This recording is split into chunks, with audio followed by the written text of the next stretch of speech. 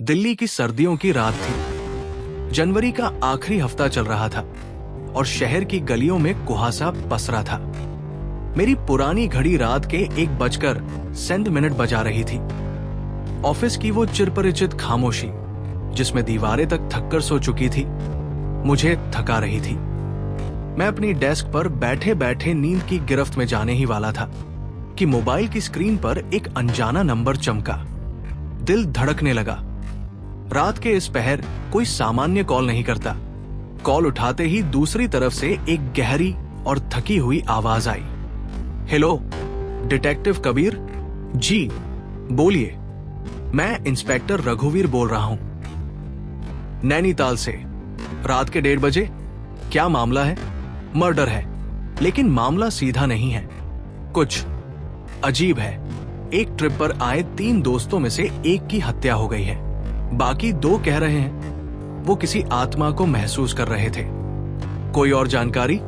हाँ, हत्या एक होटल के बंद कमरे में हुई है।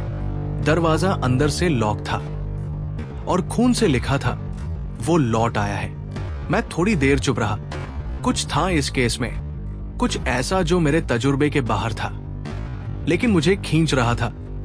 मैं सुबह की ट्रेन से आ रहा हूं। दिल्ली से नैनीताल की ट्रेन में बैठते ही खिड़की से बाहर झांकते हुए मैं सोचने लगा। इंसान सफर करता है जिंदगी के सुकून के लिए, पर मेरे सफर में सिर्फ रहस्य और लाशें होती है। ट्रेन के अंदर ठंडी हवा चल रही थी।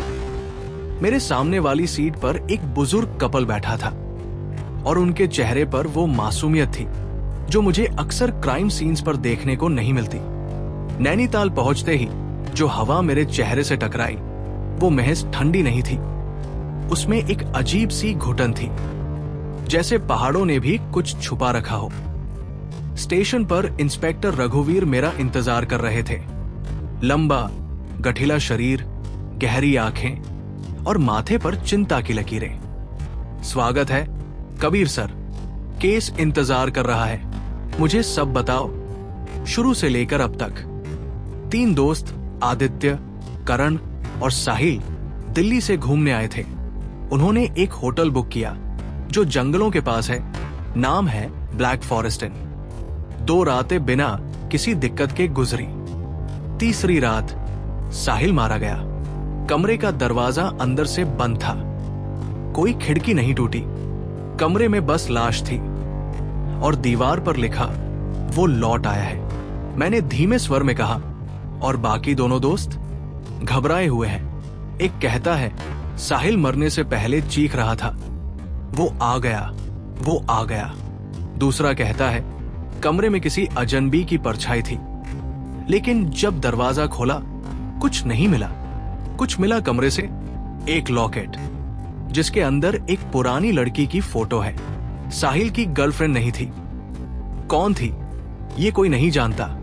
हम जब ब्लैक फॉरेस्ट इन पहुंचे तो होटल किसी पुराने राज की तरह खड़ा था, पेड़ों के बीच, दूर एक ऊंचाई पर। होटल देखकर एक बात साफ थी, ये जगह खूबसूरत कम, डरावनी ज्यादा थी। पुराने लकड़ी के दरवाजे, टीन की छत और दीवारों पर धूल जमी हुई थी।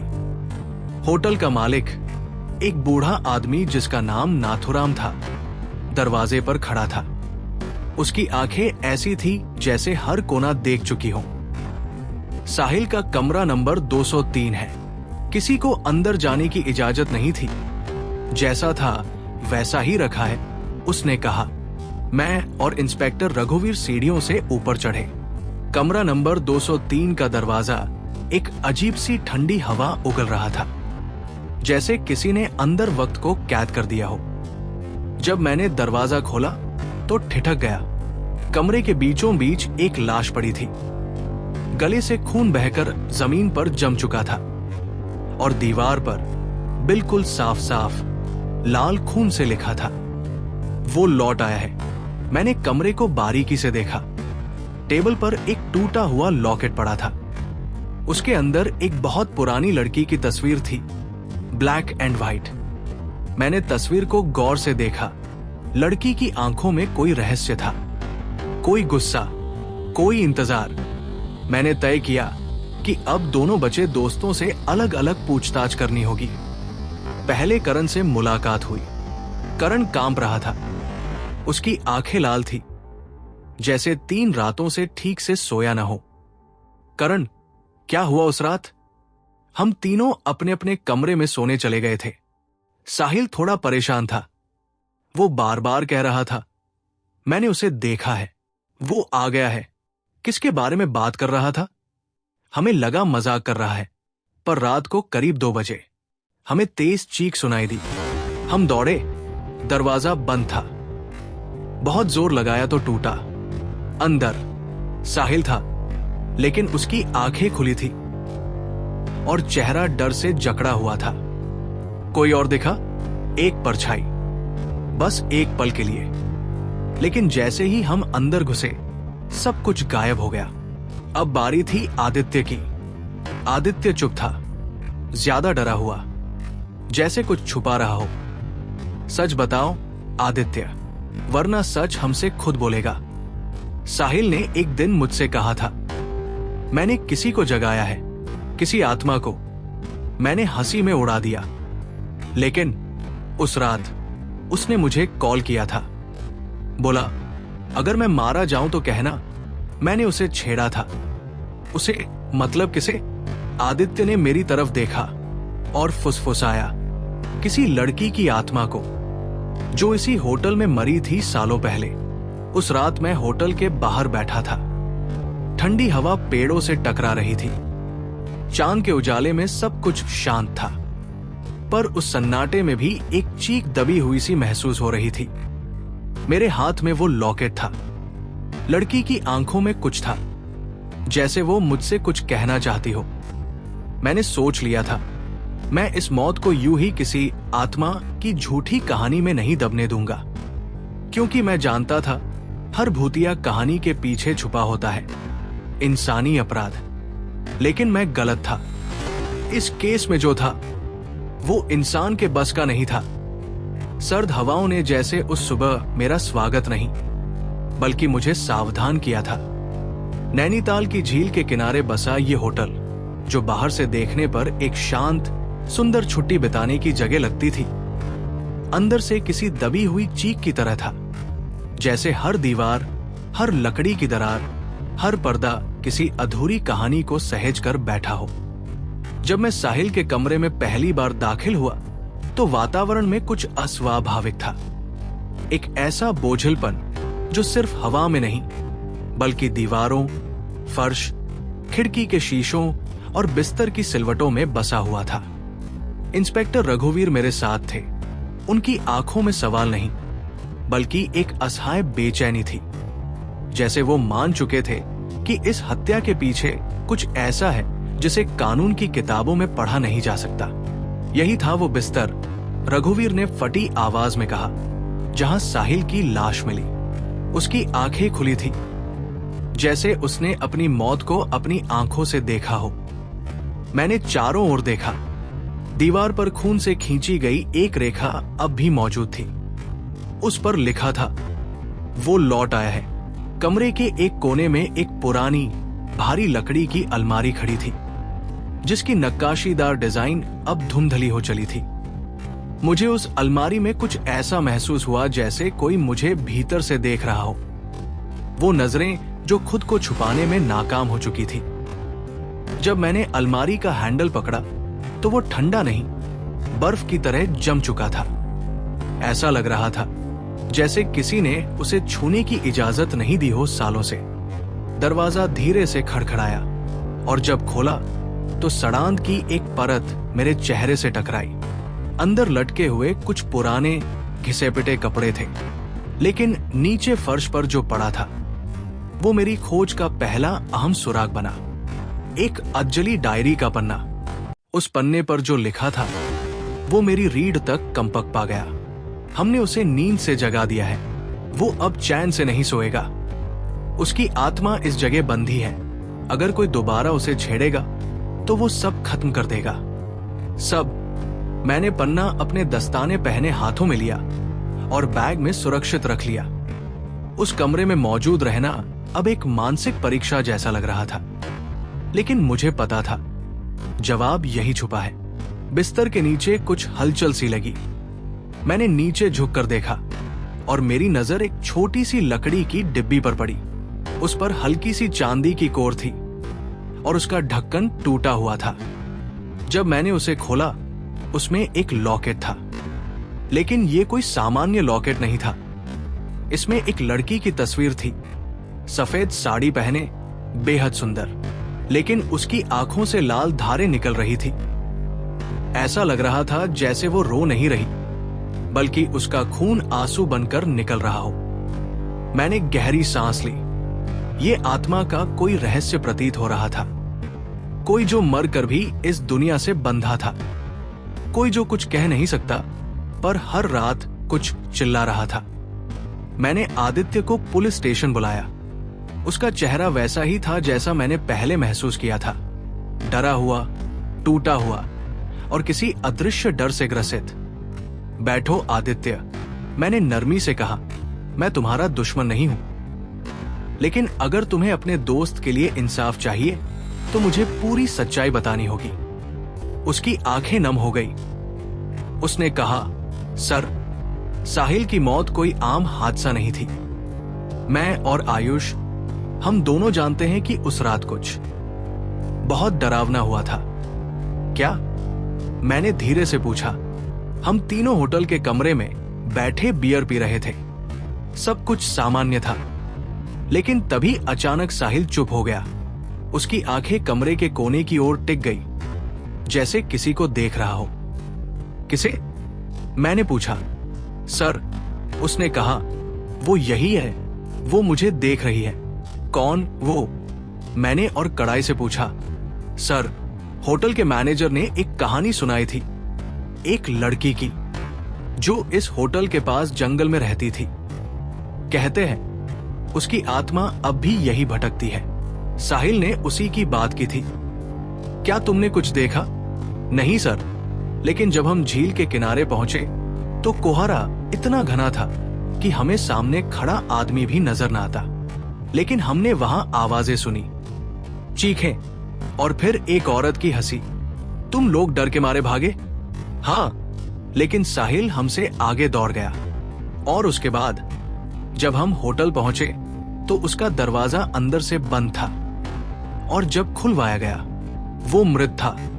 उसकी आंखें अब भी वैसी ही खुली थी। मैंने होटल के मैनेजर श्री हरिहर तिवारी को मिलने बुलवाया। एक बूढ़ा, खांसता हुआ व्यक्ति जिसकी आंखें जिंदगी के बहुत से राजों को चुपचाप सहज चुकी थी। तिवारी जी, इस होटल में क्या कुछ ऐसा है जो हम नहीं जानते? उन्होंने एक लंबी सांस ली। साहब, आप बाहरी आदमी हैं, लेकिन इस होटल की नींव खून पर रखी गई थी। क्या मतलब? 20 साल पहले यहां एक स्थानीय लड़की काम करती थी, बहुत सुंदर, नाम था कामना। लेकिन उसे एक अमीर गेस्ट से प्यार हो गया। जब गेस्ट ने उसे ठुकराया तो उसने होटल के जंगल के रास्ते में जाकर फांसी लगा ली। उसके बाद फिर कई बार लोगों ने उसे झील किनारे देखा, कभी सफेद साड़ी में, कभी लाल आंखों के साथ। कुछ पर्यटक बीमार पड़े, एक गेस्ट ने आत्महत्या कर ली, लेकिन होटल का नाम खराब न हो इसलिए सब छुपा दिया गया। क्या उस कमरे में कभी वो लड़की रहती थी जहां साहिल की मौत हुई? जी, वही कमरा है जहां कामना आखिरी बार देखी गई थी। मैंने तय किया कि मैं उस कमरे में एक रात अकेले बिताऊंगा। सबने मुझे मना किया, लेकिन मेरा उसूल था, अगर मौत के सामने जाकर सच न तलाशा जाए तो क्या फायदा डिटेक्टिव होने का। रात 12 पर बिजली चली गई। कमरा बर्फ जैसा ठंडा हो गया। पर्दे बिना हवा के हिलने लगे। दरवाजा जो मैंने अंदर से बंद किया था अपने आप खड़खड़ाया, और फिर दीवार पर वही शब्द उभरने लगे, वो लौट आया है। साहिल की मौत को अब तीसरी रात बीत चुकी थी, लेकिन होटल की दीवारों में से निकलती सरसराहटें जैसे कह रही थी, जो दिखा वो सब कुछ नहीं था। असली खेल अब शुरू होगा। उस रात मैं अपने कमरे में अकेला बैठा था। खिड़की के बाहर नैनीताल झील की परछाइयां फैलती जा रही थी। जैसे कोई अदृश्य साया पानी के ऊपर से गुजर रहा हो। मैंने अपनी घड़ी पर नजर डाली। रात के 2:12। अचानक ठक ठक ठक। दरवाजे पर किसी ने 3 बार दस्तक दी, पर आवाज कुछ असामान्य थी। इंसान की नहीं लग रही थी, धीमी, भारी और भयंकर। मैंने दरवाजा खोला। बाहर कोई नहीं था, लेकिन जमीन पर एक कागज का टुकड़ा रखा था, जला हुआ, किसी किताब से फटा हुआ। उस पर लिखा था, झील के उस पार वो इंतजार कर रही है, जहां अंधेरा शुरू होता है और रोशनी खुद को भूल जाती है। अगर जानना है सच तो आओ। अगली सुबह मैंने इंस्पेक्टर रघुवीर से मुलाकात की। इंस्पेक्टर, आपने होटल के पास की झील की जांच की थी? मैंने पूछा। उन्होंने सर हिलाया किया था, लेकिन वहां कुछ नहीं मिला, बस कोहरा और ठंडी हवाएं। और झील के पार, झील के उस पार, उधर कोई नहीं जाता। कहते हैं वहां पहले एक पुराना बंगला था, जो अब उजाड़ हो चुका है। वहां सालों से ताला है, कोई स्थानीय भी उधर नहीं जाता। क्यों? क्योंकि वहां आत्माओं की कहानियां सुनाई देती है। कबीर जी, वो जगह नैना देवी घाटी से बिल्कुल सटी है, और लोग कहते हैं वही पहली बार वो लड़की दिखी थी, सफेद साड़ी वाली, जो झील में उतर गई और फिर कभी वापस नहीं आई। हम वही चलेंगे, मैंने कहा। हमने एक छोटी नाव ली और झील के दूसरी ओर निकल पड़े। नाव में सिर्फ मैं, इंस्पेक्टर रघुवीर और नाविक था।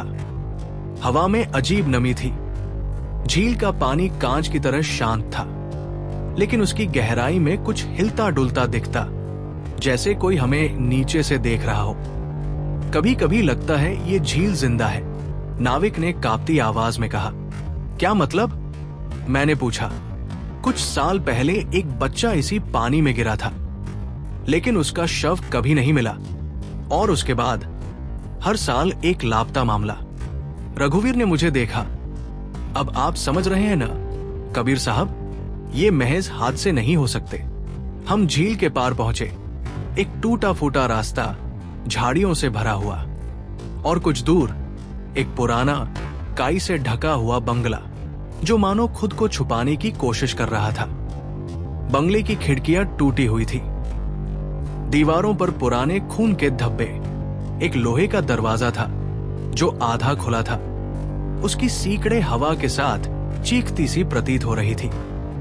हम अंदर दाखिल हुए। अंधेरा इतना गाढ़ा था कि टॉर्च की रोशनी भी गुम सी हो जाती। दीवारों पर कुछ अजीब चित्र थे, एक लड़की, झील और उसके पीछे काले साए। एक जगह लिखा था, जिस दिन उसने देखा उसी दिन उसने चुना, अब कोई नहीं बचेगा। हमने एक कमरे का दरवाजा खोला और वहां एक पुराना संदूक रखा था।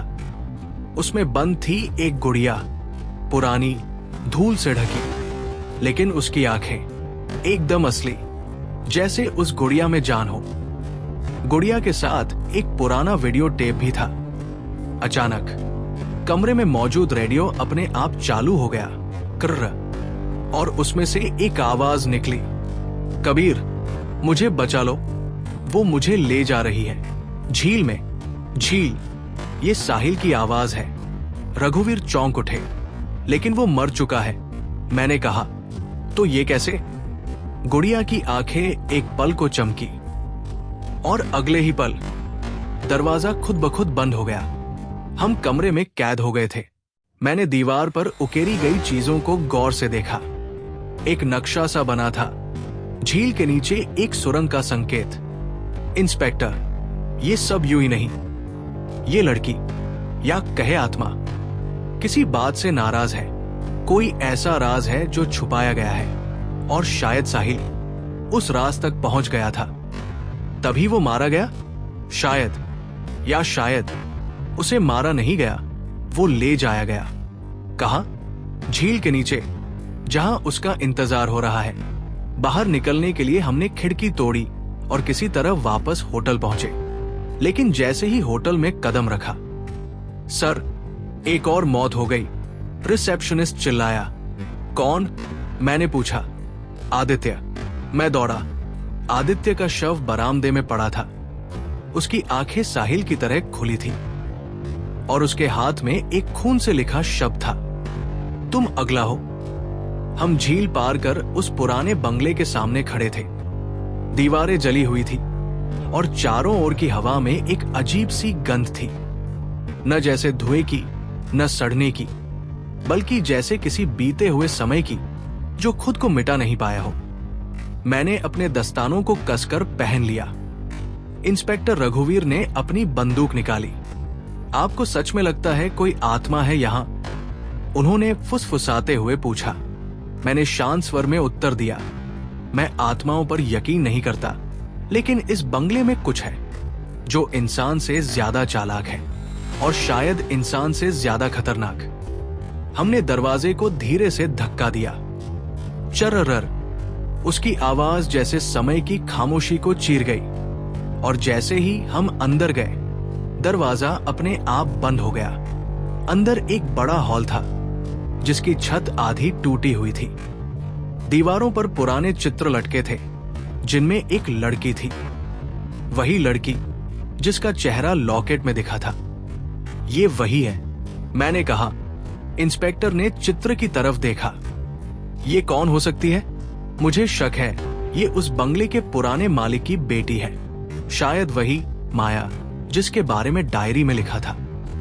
हम जैसे ही चित्र के पास पहुंचे उसके नीचे की दीवार से एक पत्थर नीचे गिरा और वहां से एक गुप्त तहखाने की सीढ़ियां दिखाई दी। लगता है ये बंगला अब अपने राज खोलना चाहता है, मैंने धीमे स्वर में कहा। हम दोनों सीढ़ियों से नीचे उतरने लगे। हर कदम के साथ वातावरण भारी होता जा रहा था और फिर हम पहुंचे एक गहरे तहखाने में जहां पुरानी फाइलें, ताले में बंद बक्से और दीवारों पर हाथ से लिखे गए शब्द थे। दीवार पर लिखा था, माया नहीं मरी, वो यही है। वो देखती है और इंतजार करती है। एक कोने में पड़ा लोहे का बक्सा धीरे धीरे हिल रहा था। मैंने इंस्पेक्टर की तरफ देखा।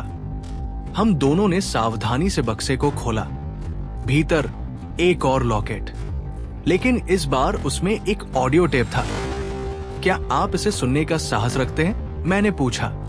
रघुवीर ने टेप प्लेयर चालू किया और टेप में एक महिला की कांपती आवाज गूंजी, प्लीज मुझे यहां बंद मत करो। मैंने कुछ नहीं किया। वो सब झूठ बोलते हैं, बाबा प्लीज।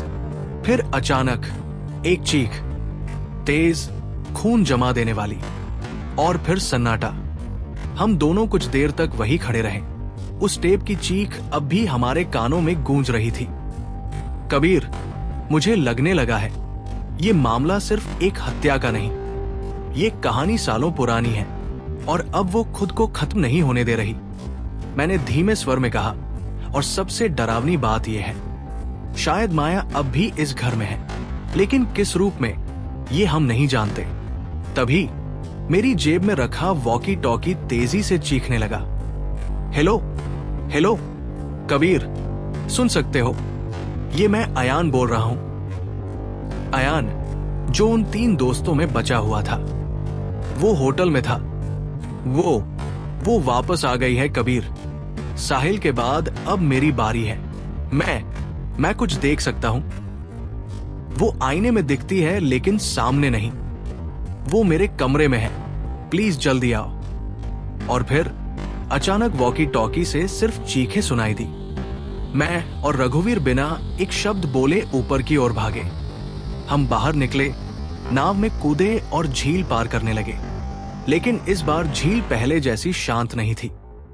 हर तरफ कोहरा, घना, गहरा और साया लिए हुए।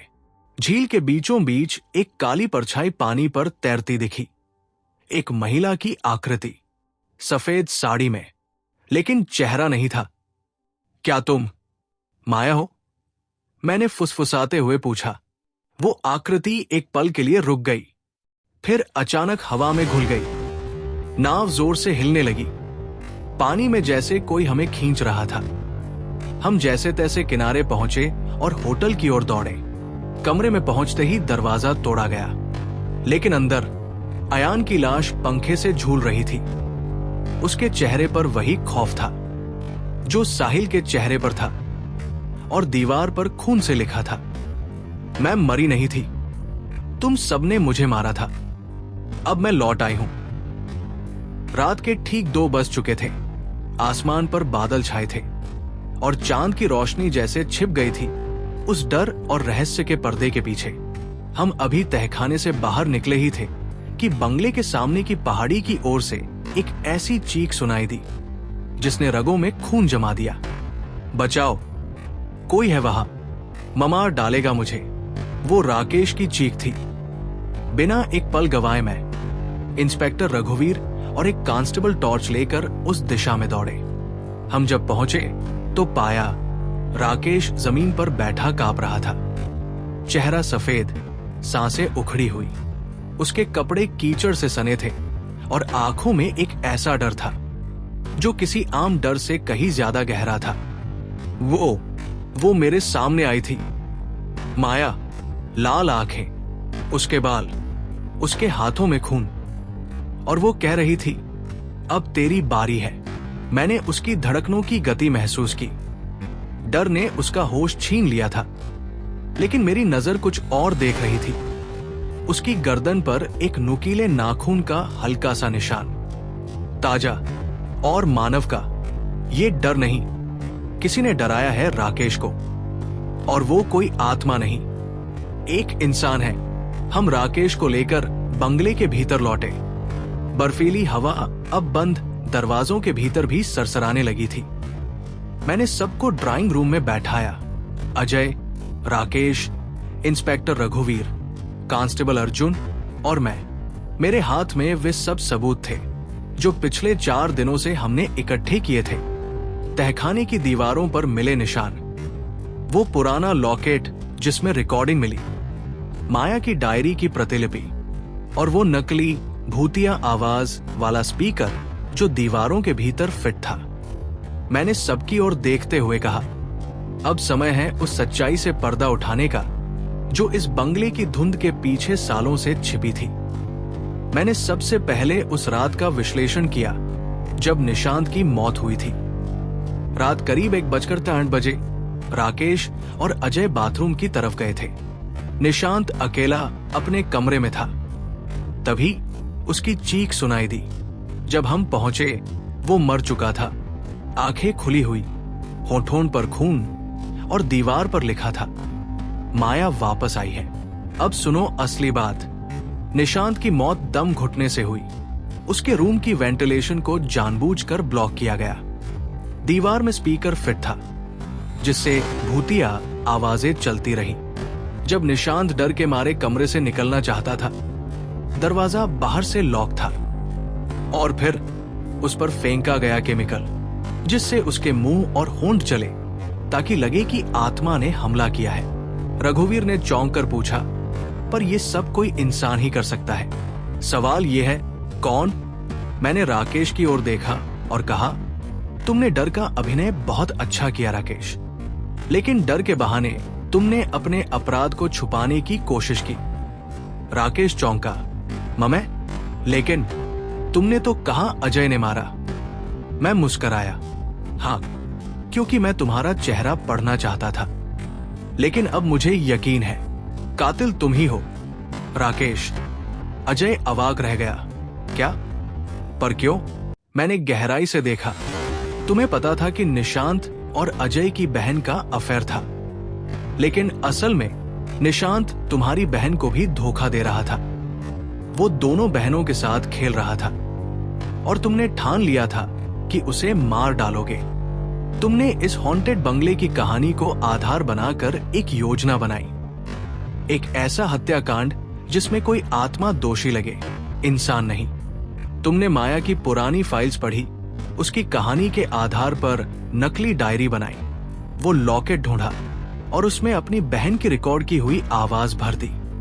फिर वो डरावनी चीखें, दीवारों में स्पीकर, नकली झूठी परछाइयां, सब एक झूठी कहानी का हिस्सा था। और अब जब तुम्हारी बारी आई, तुमने अपने आप को भूत से डरा हुआ दिखाया ताकि तुम पर कोई शक न करे। लेकिन इंसान अपनी आंखों में झूठ नहीं छुपा सकता। राकेश ने अपना चेहरा छुपा लिया और बोला, हाँ, मैंने मारा उसे, क्योंकि वो मेरी बहन की मौत का जिम्मेदार था। उसने हमें जीते जी मार दिया था। मैं उसकी रूह बनकर आया ताकि वो सच्चे डर को महसूस कर सके। इंस्पेक्टर रघुवीर ने चुपचाप राकेश को हथकड़ी पहनाई। कांस्टेबल अर्जुन ने लॉकेट और ऑडियो रिकॉर्डिंग सबूत के तौर पर सील कर लिए। जब राकेश को बाहर ले जाया गया तो बंगले के भीतर सन्नाटा और गहराता चला गया। मैंने एक गहरी सांस ली और बंगले की सीढ़ियों पर बैठ गया। अचानक हवा की एक ठंडी लहर आई, जैसे कोई पुरानी आत्मा मुक्त हो गई हो। शायद अब माया की आत्मा सच में चैन पा गई होगी। मैंने धीमे से सोचा। अब जब हम नैनीताल छोड़ रहे थे तो पीछे मुड़कर देखा, वो बंगला वही खड़ा था, वैसा ही रहस्यमयी, वैसा ही शांत। लेकिन अब उसमें एक नई कहानी जुड़ चुकी थी। 3 दोस्तों की ट्रिप, एक हत्या, एक झूठा भूत और एक डिटेक्टिव जिसने धुंध में सच्चाई खोज निकाली। कभी कभी सबसे डरावनी चीजें आत्माएं नहीं होती, बल्कि इंसानों के भीतर पलती हुई नफरत और बदले की आग होती है। हमारे अगले वीडियो के लिए जुड़े रहें। हम जल्द ही नए वीडियो के साथ मिलेंगे।